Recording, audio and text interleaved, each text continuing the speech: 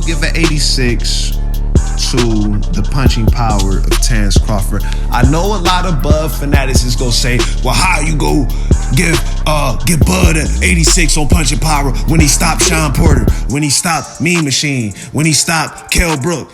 I get it. I get that going into this Errol Spence fight, this man has stopped 9 of his last 10 opponents.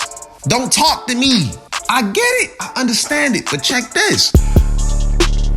Will we not all agree that Deontay Wilder is the epitome of a 100% punching power boxer?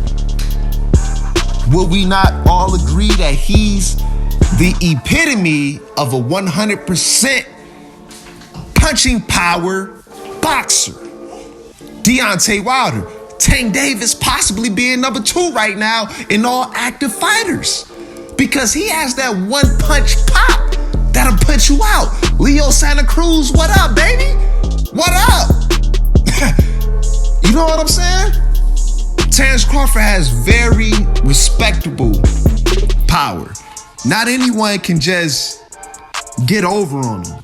You know what I mean? Not anyone can just walk him down and walk through him and walk through his punch. You gonna feel something. You know what I'm saying? I'm not saying Terence Crawford has a C-, a 70 punch. Nah, that's robbery. You know what I mean? Like that's disrespect. I give him a solid B because the damage accumulation through those rounds.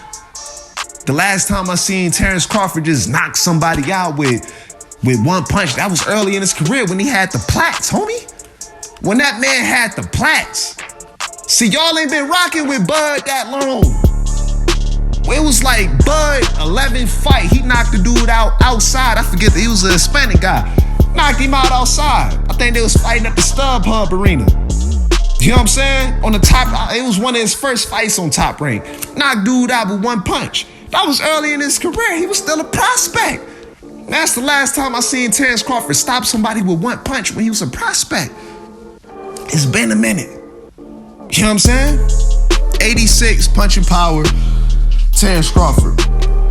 Next skill set, hand speed, which I give a B+, 88, and I'll tell you why. All you gotta do is just gauge with your eyes. See if he passes the eye test. Now, if we're comparing Amir Khan to Terence, if we're comparing Amir Khan's hand speed to Terence Crawford's hand speed, who's faster? If we're comparing Prince Nassim to Terence Crawford in regards to hand speed, who's faster? If we're comparing Vasyl Lomachenko to Terence Crawford's hand speed, who's faster? You get the point. All right. Next skill set, foot speed, which I give an 86, a solid B. Once again, it's no disrespect, it's no slight, but if we're comparing Vasyl Lomachenko's foot speed to a Terence Crawford, whose is better or whose is quicker, whose is faster? I would say I give that edge to Vasyl Lomachenko, or even the Sweet Pea Pernell Whitaker, God bless his soul.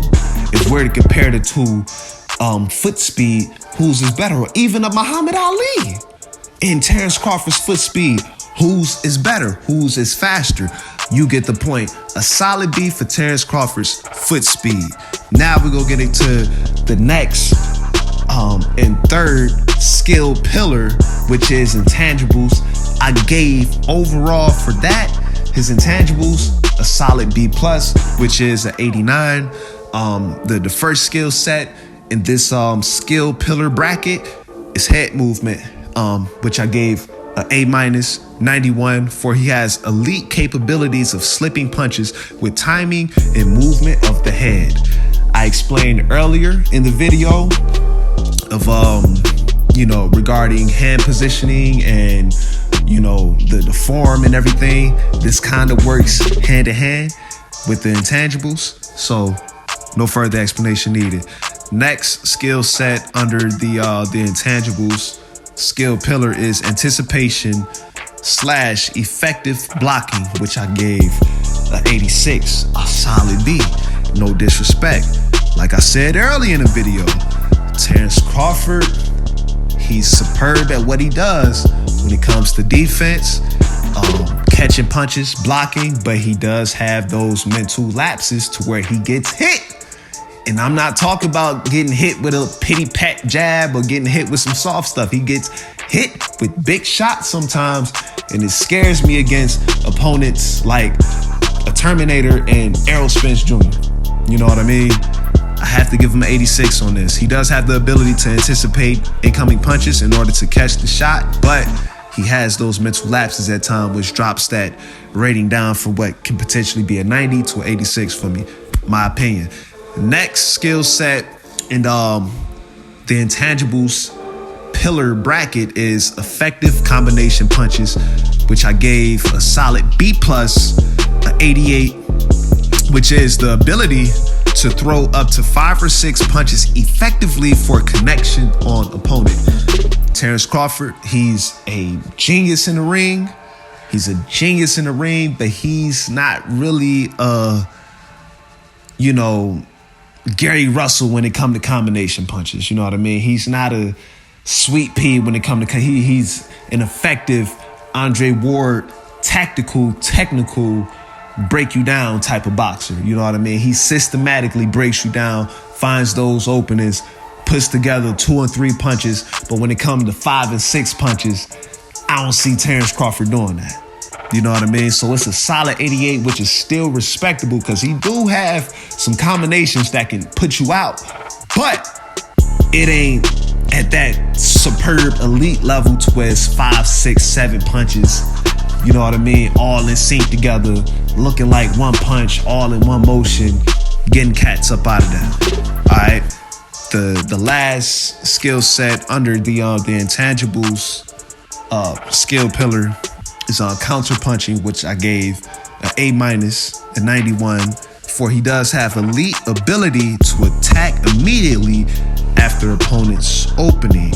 All right, then we're gonna get into the last and final skill pillar, which is strategy execution, which added up or averaged out to about 92.66%, which is a A-, and the skill sets under this skill pillar bracket is pace dictation, which is a 97 that I rated for him, which is a solid A, close to an A+, for he has the superior capability to either speed up the pace of the fight